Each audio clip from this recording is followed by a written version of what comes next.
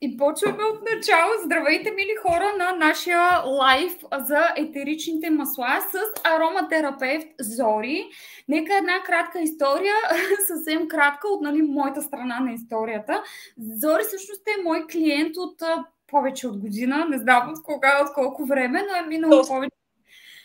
И аз всъщност съвсем наскоро разбрах, че тя се занимава с това нещо. Откакто всъщност тя стана член на групата на Crystals and Rituals Club. И съответно първото нещо, което ми дойде на ума е: Зори, ти трябва да ми разкажеш за тия масла. Ние имахме такива въпроси, по-добре информацията да идва от някой професионалист, който се занимава с това нещо.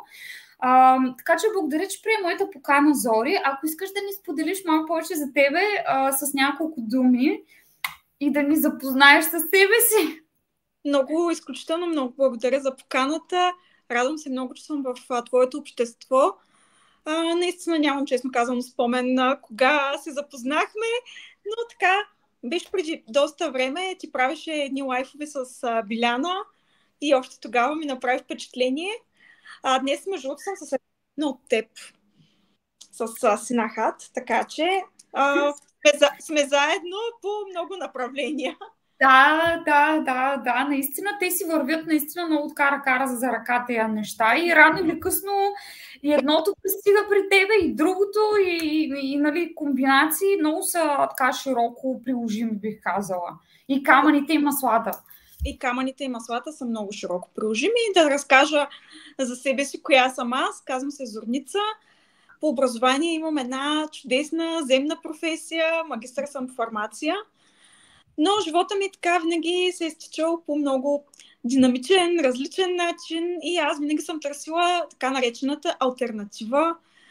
Била тя в медицинска насоченост и в друга. Отворена съм много и към духовни практики, от кристали се интересувам. Въобще цялостен един такъв холистичен подход. И всъщност етеричните масла много добре влизат и в тази тематика. Открих ароматерапията по мой казус, за който търсих много време някакво решение и подкрепа. Ароматерапията много ми помага, изключително. И вече когато навлязах повече в дебрите да видя защо всъщност това нещо действа толкова бързо и действа на такова ниво, реших всъщност да започна и аз да споделям за ползите от маслата, за това на мен какво ми помагат. Цялото ми семейство използва вече маслата. Наскоро направих едно клипче трендинг в TikTok, което е аз съм ароматерапевт и говоря на всички хора за етерични масла. Общо взето, да, това съм аз. Добре, ама естествено, това е като намерим нещо, което е полезно и ни горим в него и нас ни пали. Искаме на всички да разкажем, да захласнем всички. Много готино. Мен много ми харесва факта, че ти имаш, точно ти каза, земна професия. Тя си е научна, медицината е точна, научна. Тя се базира на факти, не на предположение в по-голямата част. И това за мен е много така голяма комбинация. Винаги са ме впечатляли професионалисти, които имат и двете гледни точки. И научната, и алтернативната, защото това дава по-голям спектър, в крайна сметка. И някакси аз самата четох една книга още в началото на годината, в която беше обяснено научно с много сложни терминологии неща за това как работи нашия организъм в крайна сметка. Но именно това знание на мен всъщност ми помогна аз да направя някаква промяна, разбирайки го. Така че то ни е нужно, и това нещо ни е нужно, но пък и трябва да сме отворени за другите алтернативи, като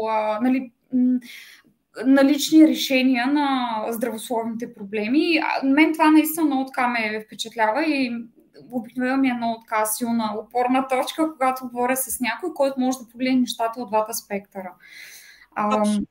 Аз не изключвам нито един от начините, дори когато се свързват с мен хора, които имат наистина сериозни проблеми и искат да намерят алтернативата, никога не им казвам заради това, което ти е казвал лекаря, той нищо не разбира и така нататък. Абсолютно поклон към всички доктори. Без тях не можем без нищо на тази планета, но в крайна сметка, когато сме отворени към нещо и виждаме, че то работи, да, можем да се поровим, да видим защо всъщност то работи. Има много научни статии всъщност защо ароматерапията работи, тъй като, нали, аз не знам тук аудиторията дали все пак има представа от ароматерапия, защо си говорим за етерични масла. Много често хората идват при мен и казват: добре, ти много хубаво говориш, нали, за лавандулата, но защо аз не мога да си взема примерно билката, да си я пия или да си я поръся, нали, навсякъде, трябва да си го взема това масло, да си го пускам в дифузера. И всъщност това има нещо много простичко като обяснение, като научен факт. Всъщност, за да подейства етеричното масло на нашия организъм, ни трябва единствено и само нашето обоняние. Тук в нашия нос и не само по цялата дихателна система, ние имаме най-различни рецептори. Тези рецептори всъщност получават сигнали от молекулите на маслото и по рецепторен път изпращат сигнали до мозъка. По този начин от мозъка се изпращат вече отговори към различни органи, където е необходимо. Например, ако си подушим сега една лавандула, ще се изпратят сигнали до централната нервна система, за която, нали, всички може би знаят, че лавандулата има главно успокояващо действие. Тя има и много други, но предимно е известна с това си действие топ номер 1. Така че, ако примерно сега ти ме попиташ как е по-добре да изпия един чай от мента, за да спре да ме боли стомаха, или да се сложа една капка мента в водата, като масло, винаги ще ти кажа вариант номер 2, защото една капка мента се равнява на 28 чая от мента. Колкото и много да обичаме чай и колкото много да пием течности през деня, това действие няма как да го постигнем.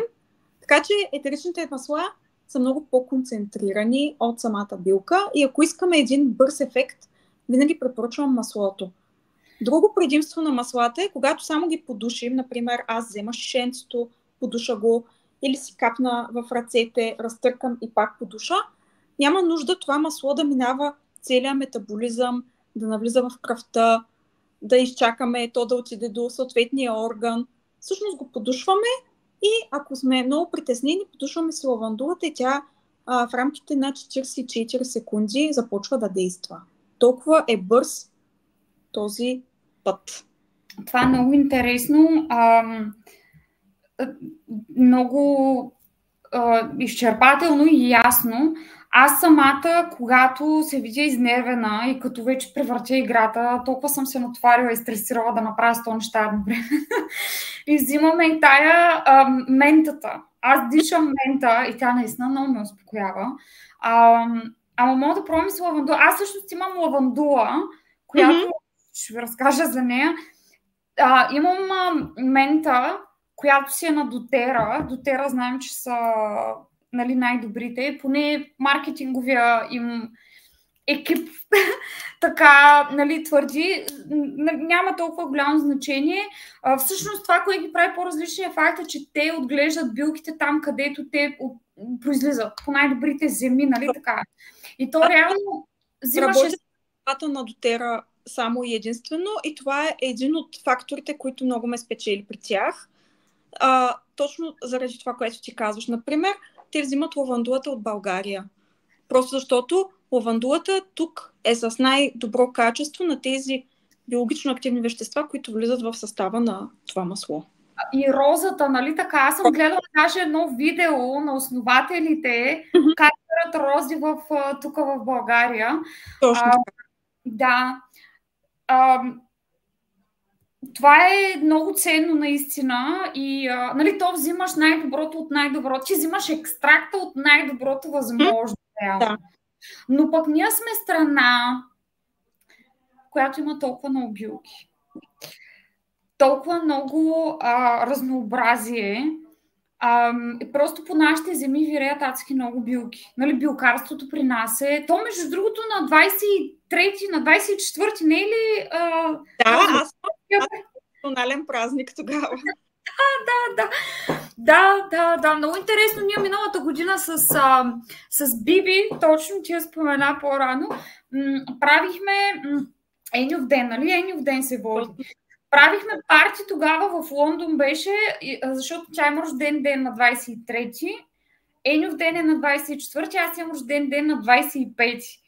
И ние казахме на 24-ти празнуваме нашите рождени дни, Сенюв ден, самодивски работи и такива. Да. И от тогава аз всъщност знам, че този ден е на билкарите на Ленюв ден. И нали колко всъщност... това е хубав празник, интересен и така нататък. Добре, да задам въпроси аз.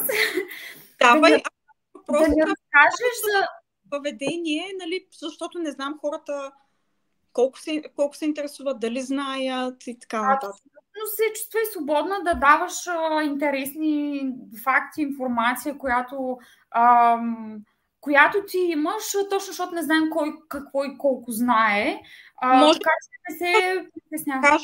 Преди това, да ми зададеш въпроса как се използват маслата, защото нали, те не са просто аромати или парфюми. Разбира се, ние можем да си правим парфюми от тях. Аз много често си правя парфюми, даже вътре слагам и кристали, за да вдигна много енергията. Добре, супер. Но все пак изчаквам те. Аз се сетих още нещо по повод това и за него ще ти кажа тук. Ще питам въпроси, да. Идеята е, че как можем да използваме маслата. Първият и най-разпространен начин е ароматния. Както и ти показа, можем директно да подушим, можем да се накапем в дланите, да разтъркаме и да вдишаме от длани, или да използваме дифузер. Аз ви препоръчвам да използвате ултразвукови дифузери, не тези, които се нагряват и не тези, които са като където се слага свещичката, където тя пак с нагряване кара аромата да се изпари. И това е по една единствена причина, защото от температурата може някои от формулите, които е вътре чисто химически, просто да се разпадне или да няма вече това свойство терапевтично. Дори понякога може да се стигне и до токсично, но нали, да не навлизаме чак в тези терминологии. Просто препоръчваме ултразвукови дифузери или директно дишане от шишенцето. Втория начин е топично или кожно. Нанасяме маслото директно върху кожата. Препоръчвам винаги да се разрежда с някакво базово масло. Базите са най-разпространените така наречени мазни масла. Кокос, арган, жожоба. Тези, които извинете, сте чули да са окей за кожата, за подхранване, дори и за косата. Това помага всъщност маслото да остане по-дълго време върху кожата. Защото ако сега си капна една капчица лавандула, явно днеска много имам нужда от лавандула, и си я намажа така, тя след много кратко време ще се изпари. Просто защото тези молекули са летливи, а когато имаме базата... Извинявам се, Веси показва нейния дифузер. Аз също имам дифузер и ще питам, ама давай да довършим това, да видим какви дифузери имаме, защото аз добре, толкова ли какъв е. И третия начин е вътрешно, като за вътрешния прием, тук го казвам с много голяма удивителна. Винаги трябва да знаете какви масла взимате. Аз, както казах, работя с дотера. Единствено тях мога да ви препоръчам за вътрешен прием. И въпреки това, когато взимате вътрешно масло, се консултирайте с специалист, за да сте на 100% сигурни, че маслото може да се приема вътрешно. И това е. Ако искаш, започваме с въпросите, или тук, ако има въпроси и други. Да, момичета, задавайте конкретни въпроси. Тук да използваме Зори на Макс. Използваме не е хубава дума, по-скоро да ни споделя нейното знание. Моят въпрос е, дай да видим тия дифузери. Как да разпозная дали моя с нагряване или ултразвуков? Аз знам, че не е със свещичка, защото не е. Ама не го знам на какъв принцип. Ако не излъчва топлина, значи със сигурност не е с нагряване. Аз, честно казано, не съм виждала такива дифузери в България, които действат с нагряване. По-скоро, ако се купува от китайските сайтове много често пишат, че това са дифузери, а те по-скоро продават увлажнители за въздух. Те са с едни такива дълги фитили. По-скоро те са такива. Но най-вероятно твоят е ултразвуков, тъй като наистина не съм виждала такива, които са с нагряване. Моя дифузер е от Англия. Той е от едно магазинче, което е много специално магазинче. То си е верига, Нилс Ярд се казва. Веси, сега ще включа, ти искаш да ни покажеш. И те предлагат етерични масла. В смисъл, те са специализирани за такива неща. Което ми говори, че може би е ултразвуков. И сякаш да ми е топъл или нещо такова. Веси, най-вероятно твоят е ултразвуков, така ми се струва и по строята. Ако искаш после, сега за да не си го разглобяваш, може после да не снимаш само вътре по как... сега ще ви го дам, ще го изключа, защото той не е сложен. Не съм му слагала. Чувате ли ме? Да. Ултразвуков е, сега ще кажа, първо познах по тази струя, понеже тя е доста финна от маслата. Да. По този начин. Това означава, че е ултразвуков и отделно вътре заради фитила. Също как го разпознах. Ако не се затвори капака, всъщност се прави дни балончета и изхвърля водата. Ясно. Крема, мисля, че и твоя е такъв. Чакай, че... Да, заради филтъра, който вижда. Тази дупчица всъщност представлява филтъра, който е на самия дифузер. И той е хубаво да се почиства. После, ако искате, може да ви обясня и как се почистват дифузерите. Аз искам, защо... Маля, колко въпроса ми възникнаха. Моята племеница, като види и казва вулканчето, като беше малка. И почва, тя иска да го диша, да го лапа, защото то, нали, прави строя. Ама викам, не. Но в същото време аз използвам на дотера и викам, тя може да ги диша, нали, не е толкова опасно. Въпреки това ни давах, но знаех, че, нали, сега тя мъничка, няма да диша тук масла. Обаче, като го види това вулканче и голям кеф, лело, искам при вулканчето, не знаеш кой се почва едно натискане на тия копчета, по едно време спря да работи, тия копчета спираха. Така както и да е, аз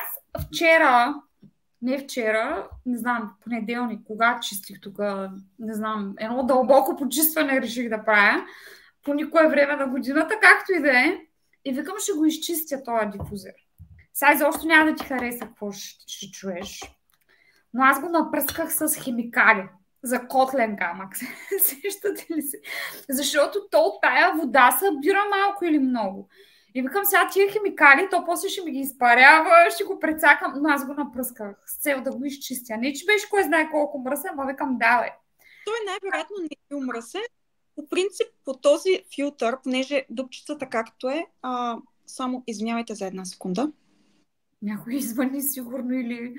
тя нещо иска да ни покаже. Веси, как си ти? Какви масла ползваш на своя дифузер? Аз използвам само лемон храс. Така мисля, че се казва и на български. Не знам точно. Лимонена трева, да. Да, лимонена трева, точно така. И много харесвам също гераниума.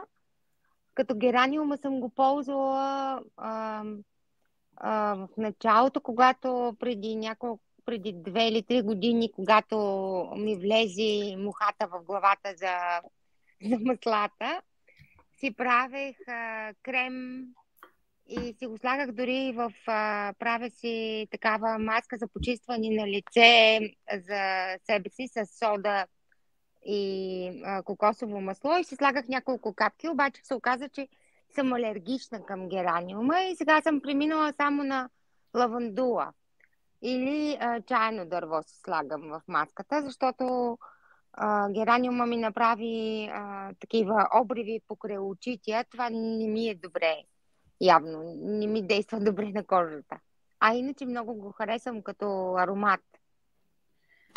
Аз не знам какво изпуснах малко, извинявам се, но така да мога да се включа в съвет, по-скоро възможно е да си алергична. Да, другото към самия гераниум. Ако не си правила реакция в самото начало, когато си започнала да използваш маслото, е много вероятно да се развила така наречената чувствителност. Това е много често срещано, дори при ароматерапевти, които много често пипат масла, нещо правят с маслата, е възможно да развият такава чувствителност, появяват се обриви. И също, ако се го нанасяла тук много близо около очите, и също е много важно какво количество масло си използвала в самата база. Сега, нали, В опаковката пишеше, че мога да използвам до 10 капки, когато става въпрос за да си направя маската съответно. И също толкова количество, защото то е от скъпите масла, не е на дотера. Защото при нас сигурно трябва да има такива хора, които продават, но аз не познавам. Аз го купувам от специален биомагазин и там продават хубави чисти масла и са такива не точно маркови, а просто са реномирани масла и са доста скъпи в съответствие. Обаче може би съм го предозирала в използването. Много възможно е и това. Принцип, да. Аз бих те посъветвала, ако решиш, ако си виждала полза от тази маска и, нали, както казах в началото, в самото начало, когато си започнала да я използваш, не е имало реакция, реакцията се е появила по-нататък във времето, е възможно да си развила чувствителност. Да, Крема, благодаря ти, че това го спомена. В принцип, да, дотера се взимат от човек, но не е нужно този човек физически да е при теб. Може да ти изпрати линк, в случая аз, и ти да си поръчаш маслата и те да дойдат при теб. Тоест, ние може да сме в двата края на света и аз пак да бъда твой консултант. Това аз много държа да подчертавам го всъщност много, защото маслата трябва да се използват винаги с една така капка за внимание, ако трябва да използваме същата терминология. Хората ме питат, нали, добре, то е масла, то е, нали, натурално, значи няма проблем, може да се използва по много. Не.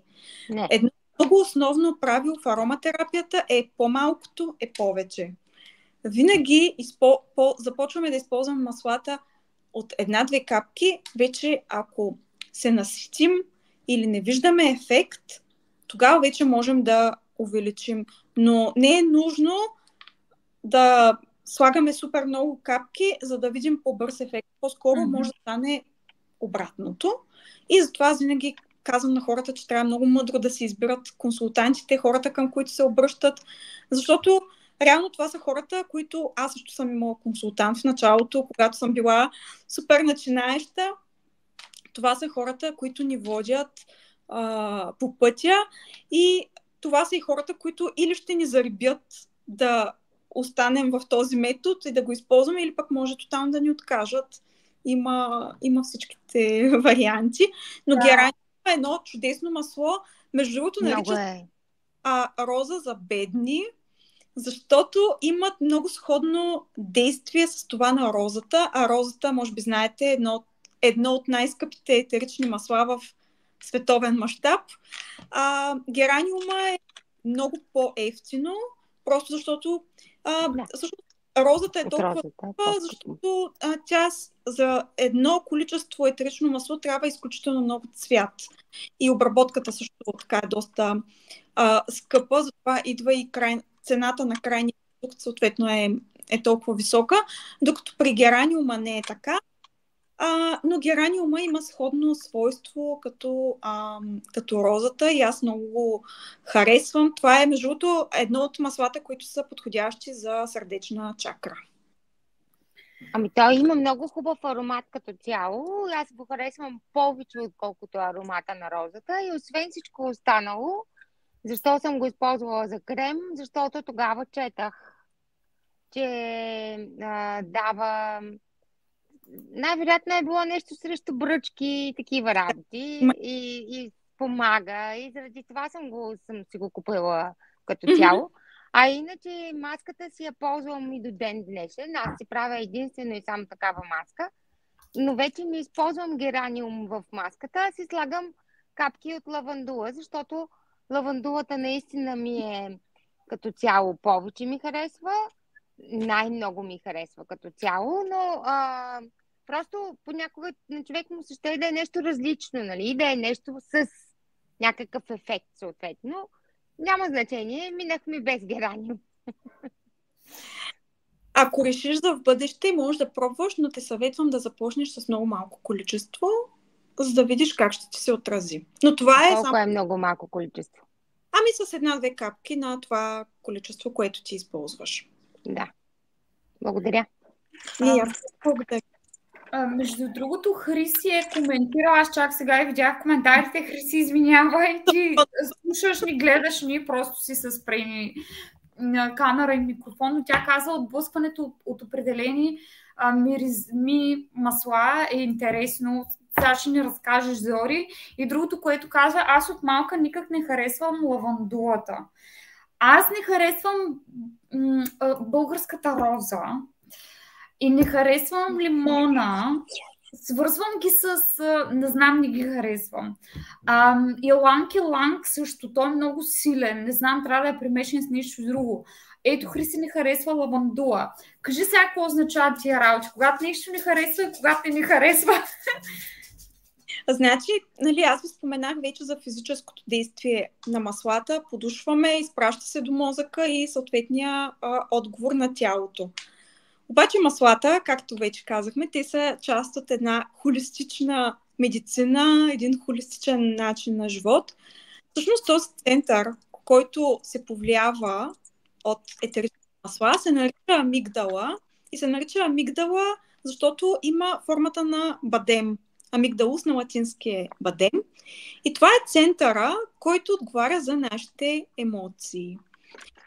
В световен мащаб вече са започнали да лекуват хора с начални стадии на деменция с етерични масла, просто защото един аромат ви носи някакъв определен спомен. Това съм 100% сигурна, че всички от групата имат нещо, което казват, примерно, това ми напомня на нещо в детството, когато помиришат, или на стар приятел, или на някаква случка. Абсолютно. И това си е също научно доказано. Има такова действие и на маслата. Кажи. Аз това го четох някъде съвсем наскоро. Не знам къде, може да съм го чела и в твоята PDF книжка. Не знам дали го има там, но някъде го четах това, което го казваш наскоро. Аз също съм много... Това е свързано с нашите свръхсили, нали? Ние имаме сензори, с които усещаме, чуваме. Миризмата е един от тия сензори. И аз обикновено, като получавам някакъв знак вселенски, той често идва под формата точно на миризма. И имам, все по-често съм в България, но нали, живяла съм в Англия постоянно, после пътувах малко тук, малко там, сега съм се застопорила тук, но когато си дойдех в България, винаги казвах, българската пролет мериш по различен начин. Просто не, че е по-хубава или по-лоша, ами просто по различен начин. Имаме различни дървета, различна растителност. Естествено, че тая бомба от цветчета се усеща по различен начин като миризма и винаги много ме е харесвало това. И се викам българска миризмата на българската пролет. Да, значи имаш и научно доказателство, ако си чула защо е така. Това го казвам, защото маслата си имат психоемоционално действие. Много често, когато работим с някаква емоция, аз препоръчвам и включването на маслата. Сега, по повод на това, дали някое масло ни харесва или въобще миризмата ни отблъсква или на някои хора им става лошо, нали, тук говорим за някакви много крайни неща се случват при хора. Аз ще ви разкажа и примери от моята практика, защото също са така доста интересни и показателни.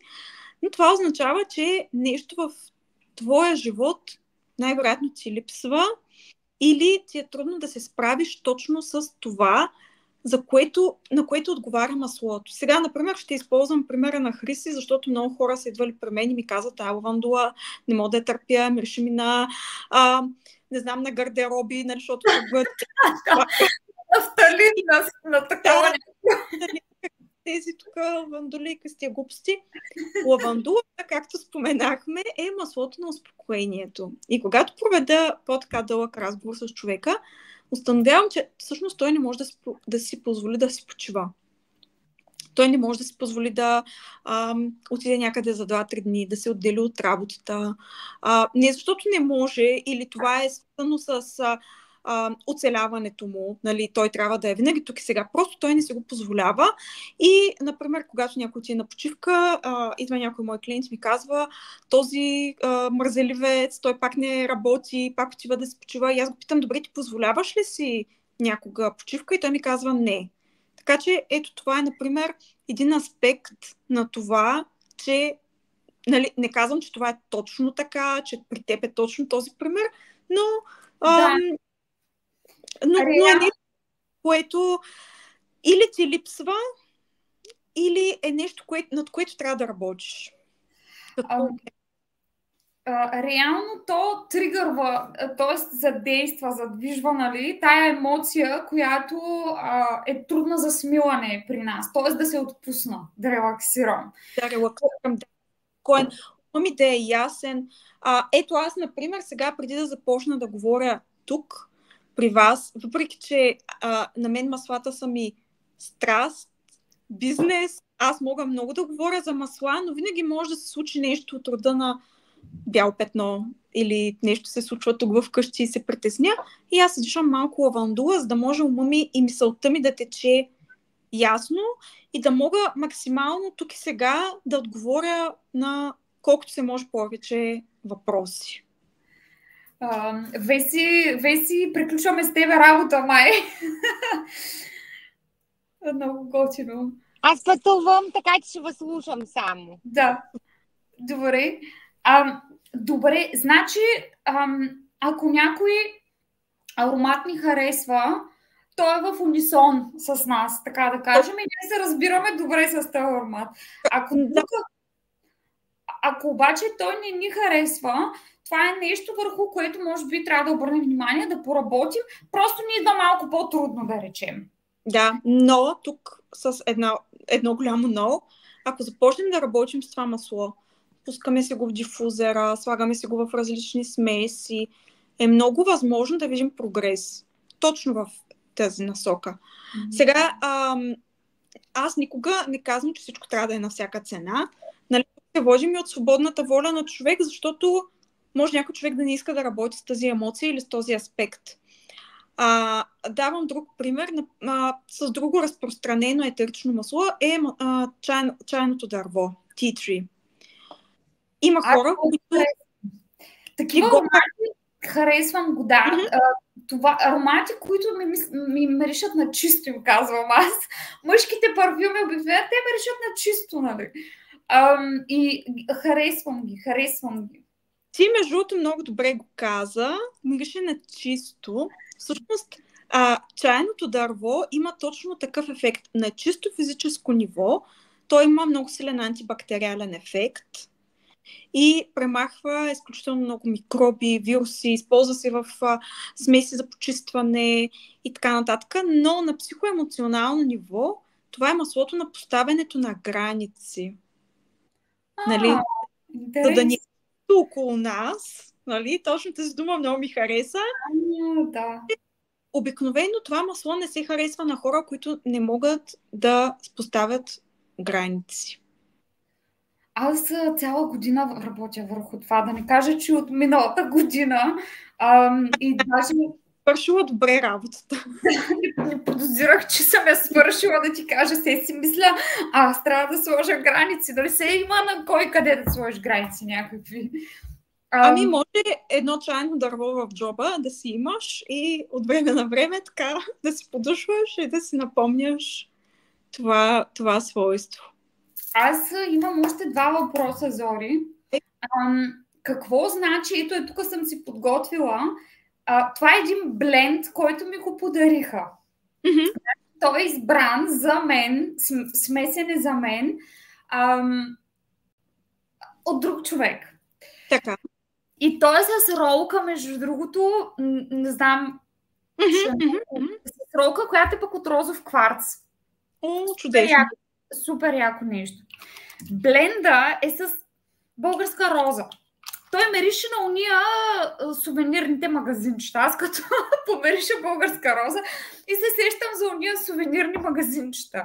И така, той вече малко се е размил. Почти не разбирам какво пише, ама знам, че има роза и тя ми е писала 2 капки, 3 капки, какво е там забъркала отвари. Има тамян, има някакво мушкато май пише и още нещо има, не го знам какво е. Ирна, какво е ирна, не знам. Да речем.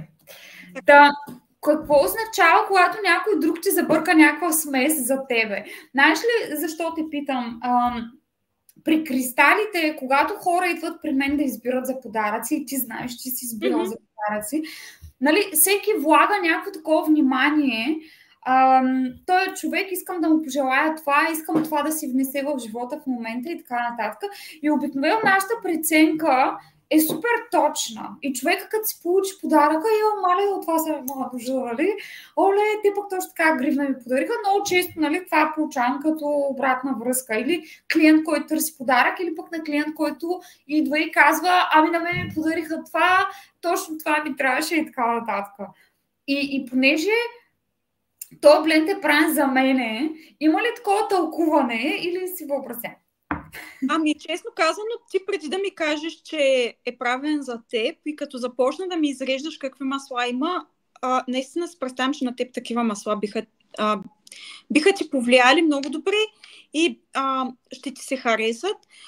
Нали, това е защото аз те познавам, нали, малко или много, знам с какво се занимаваш. Все пак, като се занимаваш с кристали, ти трябва да имаш много чиста енергия. Нали? Все пак тези кристали ти ги пипаш, правиш бижута от тях, нали, изпращаш ги на хората, те минават физически през теб. И сега ти, ако работиш с тях и постоянно си нещо напрегната, изнервена и така нататък, ти малко или много, нали, това нещо го предаваш и на този материал. Кристалите, всички знаем, те много поемат. Реално, нали, основното действие да поемат, да преработват енергии и така нататък. Розата, тамяна, смирната, това са масла, които имат изключително висока вибрация. Да, това е нещо друго, което пропуснах да кажа, че етеричните масла, всяко едно си има определена вибрация. Това ми беше следващия въпрос. Горе-долу ще преминем плавно, но само да довърша тук, че който го е правил, е взел точно това предвид, че ти имаш много висока енергия и по-скоро трябва постоянно да я поддържаш заради работата си.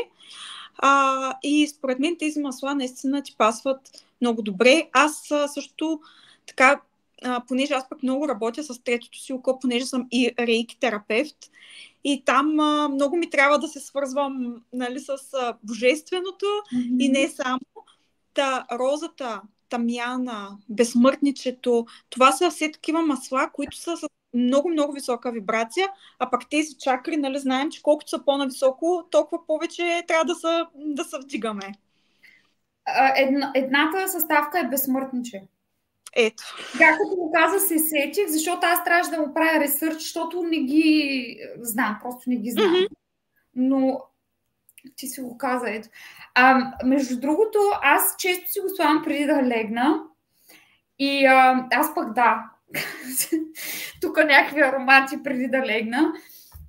И тогава, когато искам някакво се едно ми е спокойно, се едно потъвам в една много по-нежна енергия, когато си го сложа нали, тая ролка, или когато искам да влезна в тая енергия. Сега, ако съм на някаква скорост, имам нещо да свърша, няма да се я сложа. Слагам си я тогава, когато по-скоро искам да забавя, да потъвам в някаква много по-такава бавна и нежна енергия, реално. Много интересно. Може, когато искаш да медитираш, когато искаш нещо просто да релаксираш, когато искаш да започнеш дори да работиш ще кажа с маслата, с кристалите, нали, мажеш се, те моментално ти вдигат вибрацията. Просто дори само да се го пускаш в дифузера е окей. Но в ароматерапията важи и това правило 1+1 е равно на 11, т.е. маслата в синергия, когато са повече от едно, работят много по-силно и много добре е такава много обща дума, но там мисля, че ме разбрахте какво имам предвид. Ефективно. Ефективно, да, точно така. Добре, ти ни спомен. А има ли как да миксираме грешните масла, например? Грешна в каква посока имаш? Примерно, аз имам лавандула и пепамент. Това е мента. Мента, да. Да, добра комбинация ли са? И има ли примерно масла, които не са добра комбинация, масла, които са добра комбинация? Не, няма такова правило, добра или лоша комбинация. Ако ти се притесняваш дали някое масло ще ти хареса, аз, например, правя следното. Когато, понеже ходя и от време на време правя такива работилници на психоемоционална насоченост и не само, хората, нали, те си взимат маслата и ги карам да си вземат само капачките, преди да ги смесят в ролона. Взимате капачките, не знам дали се вижда така, и си ги вдишвате. И така всъщност усещате комбинацията, как ви е, добре ли ви е, харесва ли ви. Не съветвам да си капете маслата и така да душите, защото така самата комбинация идва малко по-силна, а пък вие ако ги разреждате, нали, по по-друг начин се мирише и също така е много по-добре. Например, сега ако не ви хареса, пък вие сте си го накапали, нали, няма смисъл да ви седи на ръцете. Между другото, аз дишам ментата, дишам така, тя направо сълзи ми тръгва, защото е толкова силна. Се очудвам как си я дишаш. И аз сама, ето сега ще знам какво да правя. Добре, Хрис пита за шипковото масло. Само преди това искам да вмъкна нещо и после ще го обсъдиме, просто да не го забравя. Ти спомена за базови масла и как да ги миксираме, да не разкажеш малко повече за това, ама нека първо да отговорим на въпроса на Хриси. Любопитно ми е за шипковото масло, много пъти съм чувала, че се ползва върху лицето или около очите против бръчки. Аз ползвам, между другото, но то е... то си е масло. Сега не ползвам, защото е лято, но масажа си правя с него, маля, толкова ми става хубава кожата на сутринта, направо кожата ми е като бебешко дупе. Въпросите са ви горе-долу сходни. Аз тук отворих чата и го видях. Значи шипковото масло пак е вид базово масло. Тези масла са с ако трябва да сравним етеричните и базовите, те затова, нали, се наричат базови, защото техните молекули са много по-големи от тези на етеричните масла. И както, нали, направих пример, ако капна една капчица тук, тя ще се седи малко, ще се изпари и приключваме. Но ако примерно си вземем в шепата шипково, арган, кокос и така нататък и пак капнем една капчица етерично масло, етеричното масло се разтваря вътре в базата и можем да се намажем, може да направим масаж. Ето, например, както този ролон, който са ти го подарили, то е смесица от маслата, но те са разтворени в някаква база и по този начин ти като се намажеш, това нещо ще остане по-дълго върху твоята кожа и ще действа по-дълго време. Докато, примерно, ако ти дадат ролон, който е само с чисти етерични масла, ти ще се намажеш и на 5-та минута вече нищо няма да има. Така, ако искаш по-дълъг ефект, винаги разреждай. Аз на моите клиенти, хората, които ме избират за консултант в дотера, винаги им казвам да разреждат. Първо, защото е много по-ефективно, ще видят ефекта, маслото няма да се изпари и второ е много по-безопасно, защото ето както ти казвам, ментата много ти налютява. Ментата много често я давам тук за синусите, като има хрема и сега ти ако си сложиш чиста мента около синусите, първо, че много ще ти насълзи очите, ще почне да те боли глава, ще ми кажеш тази зорница какви са вече, тук ми дава и не става по-лошо. Докато ако разредим 4-5 капчици мента с някаква база и си мацнем, този ефект се свежда до минимум. А иначе за шипковото, то наистина е много добро за кожата. По принцип шипката като плод, знаете, е с най-високо съдържание на витамин С. Витамин С-то има точно такъв ефект да избистря тена, да премахва дори тъмни кръгове и така нататък. Така че е много добро за употреба. Аз съм си взимала българско шипково масло, което обаче има лек цвят и на мен малко ми цапаше чаршафите. Така че ако си взимате българско, имайте го предвид. Просто да не е непосредствено преди лягане, нали, да има малко време, но е супер. Да, може би за лятото не знам дали ще е комфортно, но като ефект е чудесно. Аз много харесвам и маслото от камелия и маслото от моринга за база за лицето са чудесни. Ако някой иска да експериментира. Аз ще те питам отново за базите. Има ли пък как да объркаме базата, примерно? Тоест, примерно да използваме база шипка с мента или пък с лавандула и да не е окей. Или няма как да ги объркаме, докато на нас това нещо ни допада реално. И няма реакция. Няма как да се обърка. По-скоро, ако ме питаш кое е най-добрата база, аз бих те попитала къде ще я нанасяш тази база. Mm-hmm. Защото има такива базови масла, които имат комедогенен индекс, който е малко по-висок. И съответно, ако се използва на лицето, не е много окей, защото ще запушат порите. Ако не се лъжа, кокосовото масло е такъв вид масло. Аз не го препоръчвам за кожа, по-скоро за коса. Докато, например, жожоба за кожата е перфектно. Неговия комедогенен индекс мисля, че е 0 или клони към 0. То се препоръчва и за бебета. Неговия състав е много близък до кожата. И дори ако ти искаш да се намажеш, примерно ръцете или някакъв парфюм да си направиш, няма да ти стои мазен филм, ще попие веднага. Докато, примерно, рициновото масло, може би сте виждали или сте работили с него, то е много гъсто. То тотално не става за такъв тип блендове. То си има вече друга насоченост. Но няма как, примерно, да стане някаква реакция. Mm-hmm. Аз много харесвам и фракционираното кокосово. С него правя много парфюми. То е като това, което виждаме в магазина за готвене, но му е махната една молекула, която всъщност кара самото масло да се втвърди. Нали сте виждали?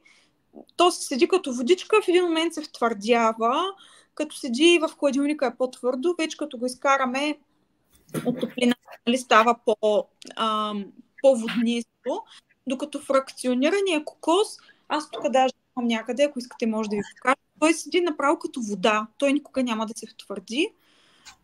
Него го препоръчвам за масажи, правите смеси за тях, правите парфюми.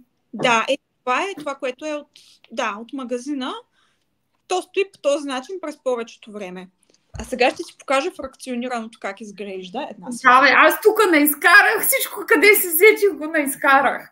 Хриси, писала си ни какво това означава ли, че на гривна с вулканичен камък, ако първо сложим базово органи, след това мента, например, ще бъде ли по-трайно? Или се отнася само за кожата? Тоест, ако ги... Кожата се отнася. По-скоро на тези... Аз тук между другото също съм наредила, само да покажа, имам 2 аметиста. Не мога да реша кой аметист да взема. Имам и такава гривна от вулканичен камък. Тя между другото е толкова стара вече, че направо не се знае. Важното е да върши работа. Но мирише много. Маля мирише много на масла. Аз толкова съм ползвала. Другите съм готвила. Въобще 100 неща изкарах тук. Вулканичният камък е много добре да се капе етерично масло на него, най-вече заради това, че той има такива порички. И той съответно, нали, поема. Сега, вие можете и на другите гривни, но тя тук крема по-добре ще каже, те реално не поемат от маслото. И аз не бих казала, че аз ги препоръчвам на хора, които искат през целия ден да им мирише на масло, маслото да си го имат със себе. Сега, например, мъжете, крема, знае, аз на моя приятел съм поръчала такава гривна с вулканичен камък, нали, някои са малко по-така притеснителни, не искат да се мажат. Ако някой мъж, примерно, иска да му мирише винаги на нещо хубаво, на мента или там на някакво друго етерично масло, капва си така няколко капчици върху топченцата, слага си и това му е пасивният дифузер за абсолютно целия ден. Ако искаш да е само върху кожата, тогава, но по-скоро дори мисля, че самата гръвна може да се развали, ако се капне базово масло. Не съм съвсем сигурна, но няма смисъл. Аз също ги препоръчвам точно заради порестата структура. И много често, нали, казват, има ли значение как ще ги миксираме и така нататък, но да, нали, вибрационно и едното и другото има определена вибрация, на която трепти. Но те като цяло ги използваме като един инструмент, нали. И в този смисъл вулканичният е най-добрия, защото просто може да задържи до някъде, нали, да попие до някъде въпросното масло. Добре е това, което каза, между другото, че дали ще е с база или ще е само етеричното. При гривните няма значение. Аз помня, че когато правих моя Q&A тогава, лайфа, нали, въпроси и отговори, темата беше, един от въпросите беше точно за тези дифузерни гривни.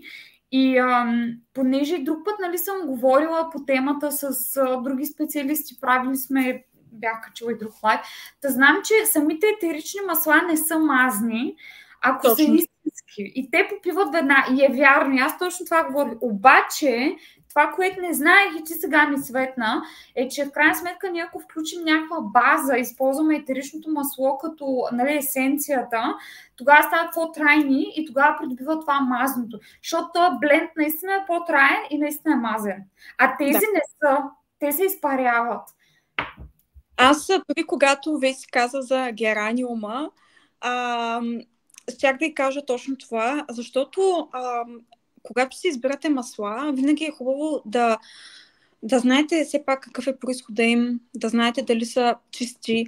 Аз много не харесвам тези етикети с био, просто това е малко като, как да кажа, такова изкривяване професионално.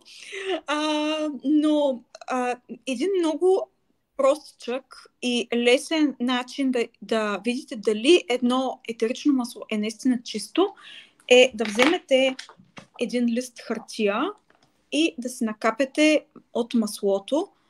Ако се образува някакъв филм, който е така по-мазен и се личи, че маслото не се е изпарило напълно, това означава, че вътре в него има нещо друго, което, нали, ние не знаем какво е, но не е точно чисто етерично масло.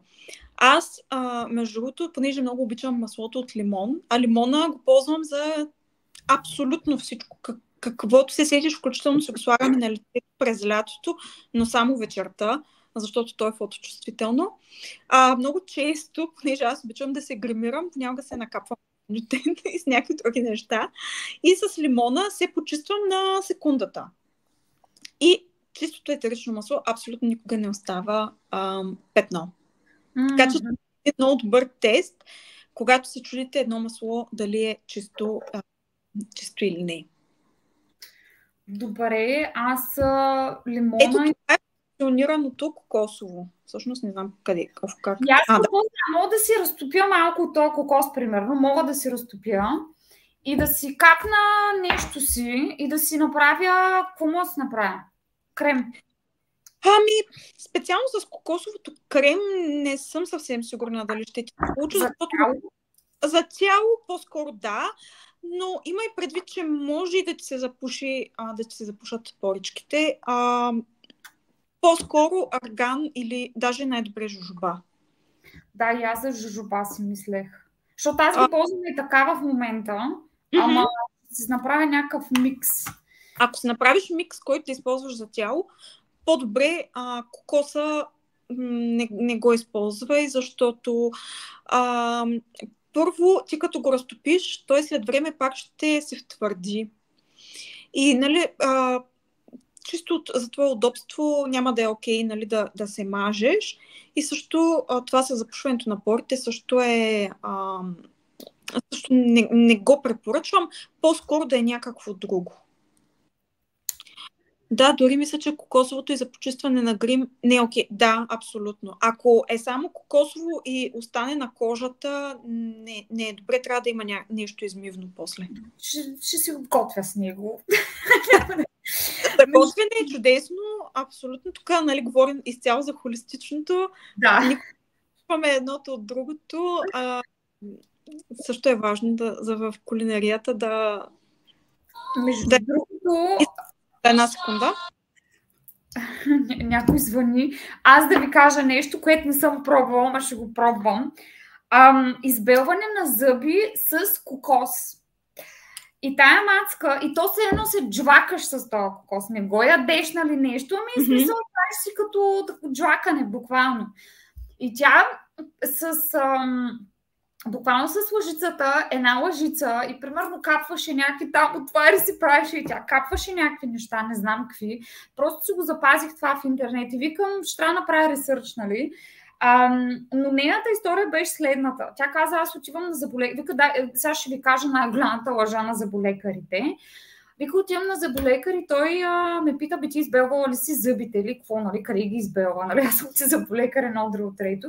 И тя казва, не бе, нищо не съм правила, правя си кокосова отвара, нали, с нея.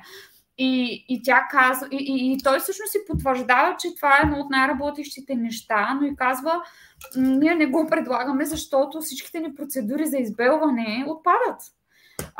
Нали, все пак това е някаква мега индустрия в крайна сметка, а тя самата е индийка, нали, знаете, че те там имат какви ли не традиции, те са и те са правките. Да. И аз викам, трябва да проуча. Да,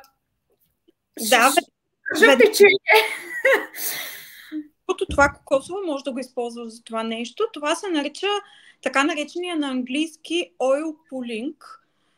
На български не знам дали има такъв термин. Аз имам доста приятели заболекари, мога да ги питам, но oil pulling се нарича така в световен мащаб. И може да се прави с всякакво базово масло. Някои казват, че може и с зехтин, други казват, че може и с кокосово масло. По принцип на кокосовото масло самите молекули са малко по-малки и съответно могат да минават по-добре през разстоянията на зъбите. Сега за избелване не мога да кажа, но със сигурност за по-доброто здраве на устната кухина и това неимоверно води до по-здрави и по-чисти зъби, със сигурност избелващ ефект в чисто така, как да кажа, физиологичен смисъл няма, но ако се жабуриш всяка сутрин с такова кокосово масло, поне 5 минути трябва така хубаво да минава през всички части на зъбите. Неимоверно ти маха много от бактериите, които се задържат по зъбите, по езика, между зъбното пространство. А пък всъщност, когато ни остава храна между зъбите, това, нали, тя малко или много загнива с времето и това води до образуването на зъбен камък, а пък зъбния камък чисто оптически прави зъбите да изглеждат по-жълти. Да, разбирам. Са свързани. Аз съм го правила това нещо с зехтин. Аз пък съм работила в една част от преддипломния си стаж в Pierre Faber. Те имат и един отдел, който се занимава с устна хигиена. И там всъщност търговската директорка, която отговаряше за пастите за зъби, те имат пасти, четки, там най-различни пособия. Тя тогава ми каза, това са жабуренето с зехтин, което е същото, нали, хората се избират дали с кокосово, дали с зехтин, но след това задължително се изплюва или в кошче някъде, или в тоалетната, защото рискувате да ви се запуши канала на мивката. Това е задължително. Да, това също. Виж какво интересно нещо разбрахме. Със сигурност ще помогне. Сега вече за избелване наистина не съм виждала толкова голяма разлика, но може би в времето, ако не се спира, между другото, ти понеже каза и за масла, пък сега се говорим и за етерични масла, карамфила е едно от най-добрите масла за устната хигиена и за здравето на венците. Мгм. Значи отвара с карамфил и джвакане. И джвакане, но дори да не слагате етерично масло, дори да е само кокоса, пак ще има ефект. Сутрин, но нагладно, нали, да не сте пили кафета, там чайове, цигари, кой какви ритуали има, Да. да е абсолютно нагладно и ефектът е поразителен наистина. Аз си признавам, вече не го правя. Имаше един период, в който го правих така по-настървено, но той като всеки навик, после трябва да си остане, за да има. Да, живота ни грабва понякога и спираме Да. да правим полезните неща, които сме харесвали и обичали. Нормално е това. Още един въпрос, Зори. Имам тук, пак е пепаминт, ментов бидлец. Много любимо мое. Ама какво? Аз не знам какво да правя с него. Те са едни бомбонки. Пише, че са суплементи, нали? Суплемент.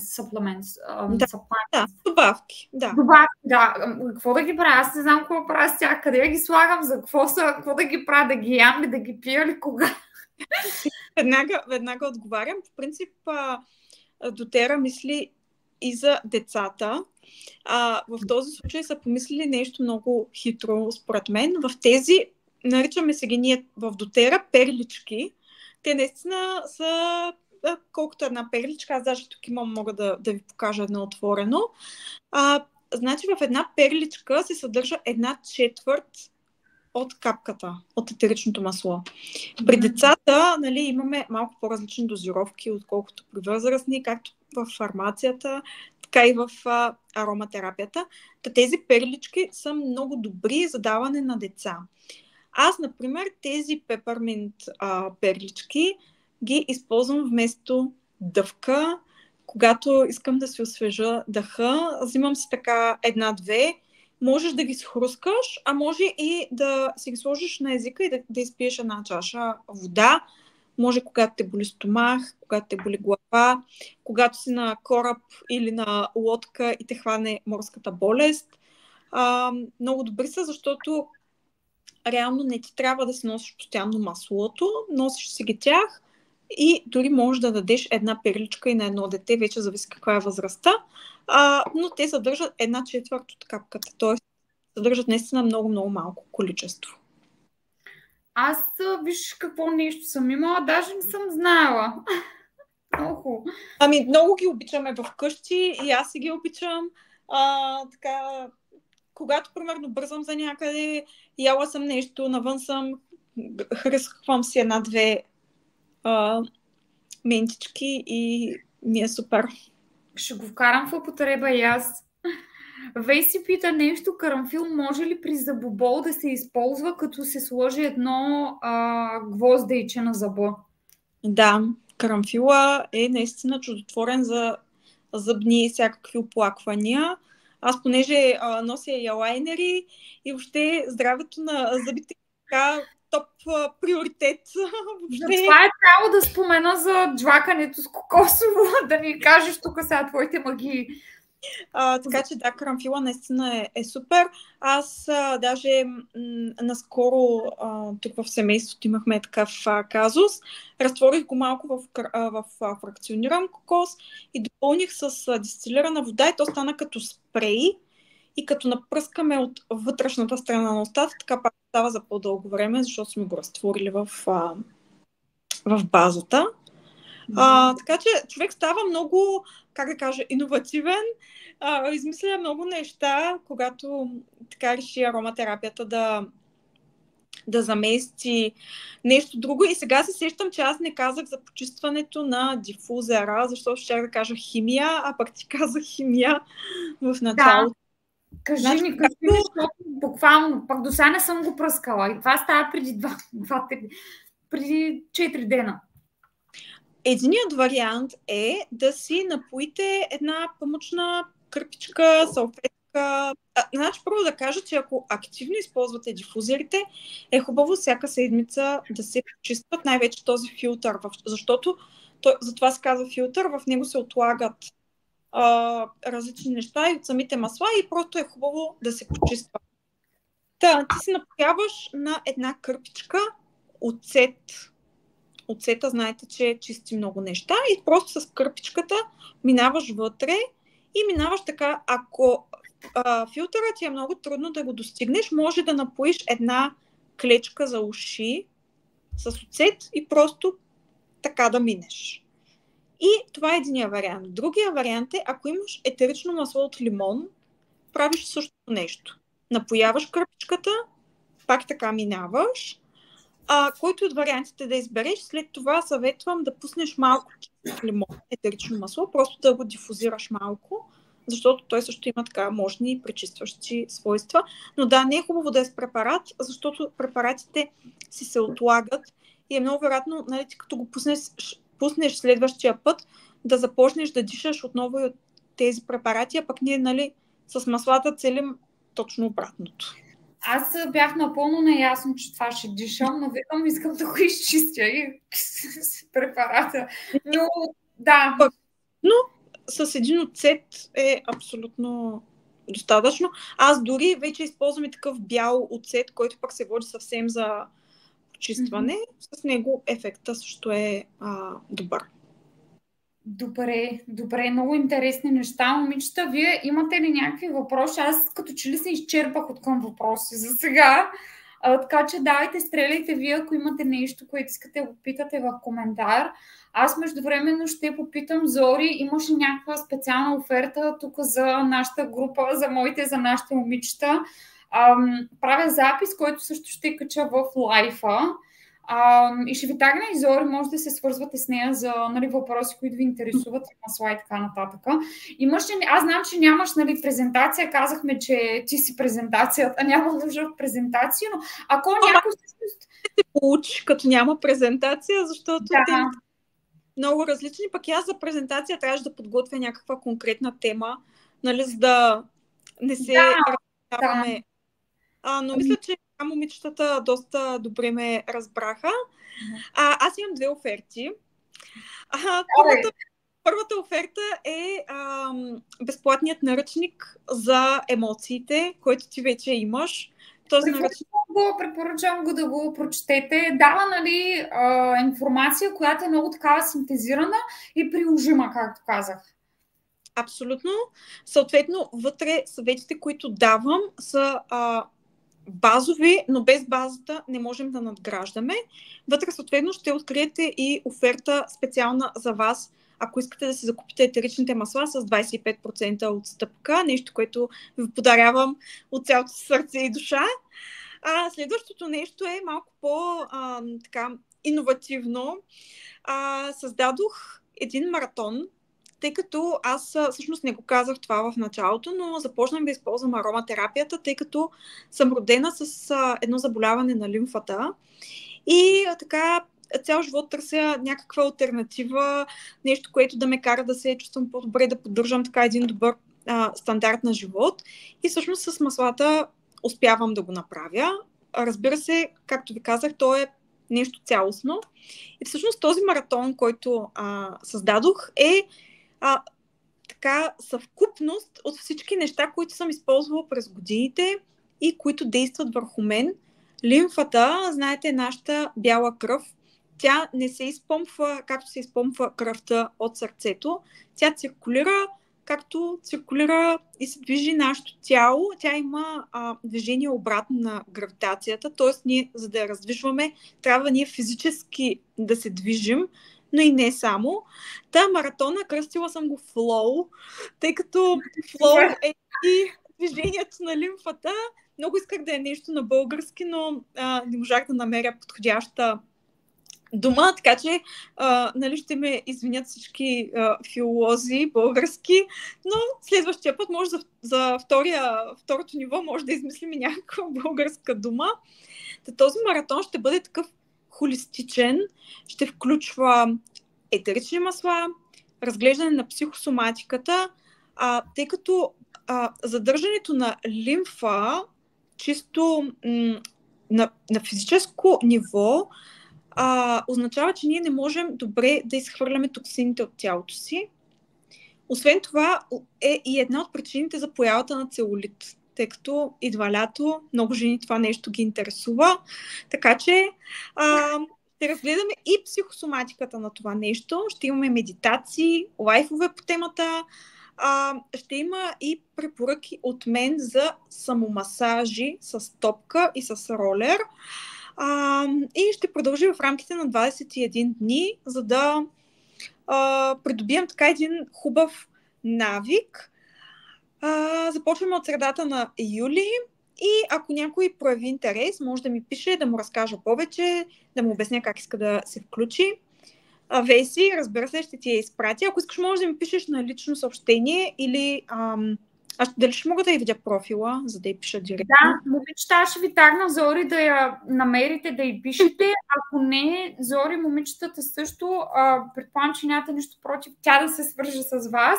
Просто комуникирайте си наистина в групата, затова тази група пишете търся Веси, книжката за Веси, къде е да се идентифицира или каквото и да е, нали, свободно питайте и си комуникирайте и се запознавайте в групата.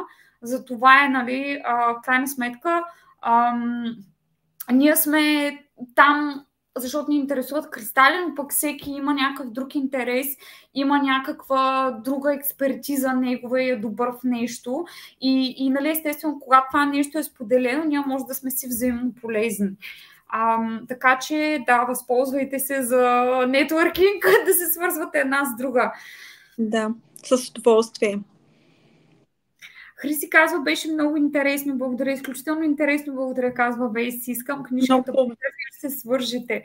Аз също много благодаря, много интересна оферта за тая лимфа, не съм чувала някой да прави флоу за лимфата, така че това наистина ми стана много интересно. Аз също мисля, че е нещо иновативно. Нали, тук с голямата забележка, че аз не съм експерт по здравословно хранене, по спорт и така нататък. Аз ще дам нещата, които аз съм ходила съм на курсове за тези неща, изпробвала съм ги върху себе си и те работят. Съответно, щом работят върху човек, който има такова заболяване, върху човек, който няма такова заболяване, но все пак иска да я раздвижи, ефекта, дори бих казала, ще е много по-голям. И ще бъде съответно много по-ефективно. Аз наистина вярвам, че както и кристалите, така и маслата наистина трябва да се включват в един такъв цялостен подход. Никога, ако някой ме попита, например, и това може да послужи като финал, не бих му казала, използвай едно масло и това масло ще оправи живота.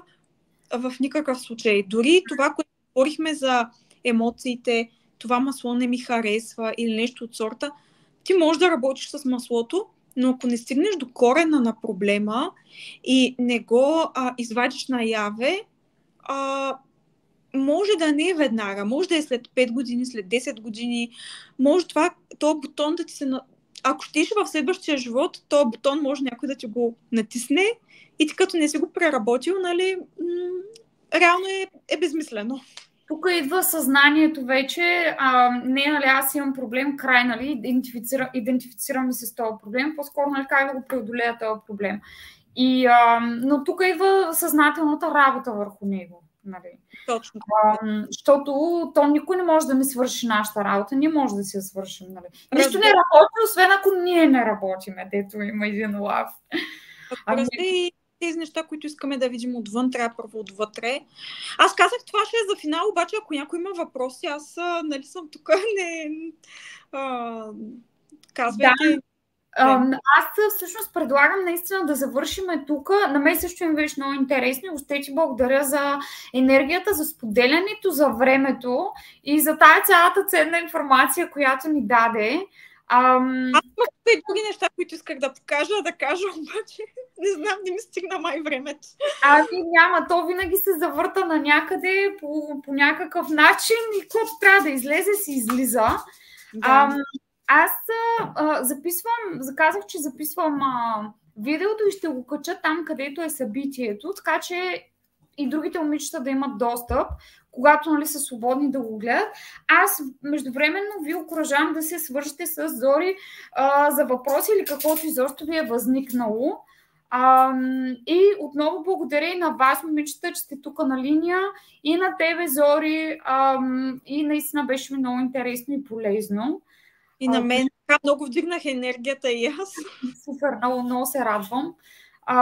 Хубаво е, че успяхме да го направим. За първи път правя нещо такова в нашата група с гости. Може да ги зачестиме. Както казах, има много различни хора с различни експертизи.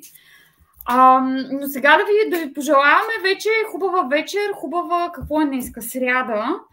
И следващото ни събитие в неделя на пълнолунието в Козирог, където освобождаваме, правим място и виждаме, нали, кулминация, време за обиране на плода. Така че пак ще е интересно и ще се видим в неделя.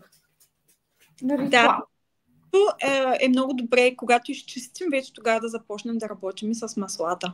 След пълнолунието. Те пак не действат и на пълнолуние, но ако искаме да видим ефекта, трябва да сме пуснали старото и вече се изстрелваме към звездите. Ето, още нещо полезно научихме. Много ви благодаря, Зори, на тебе. Чао на всички и до скоро!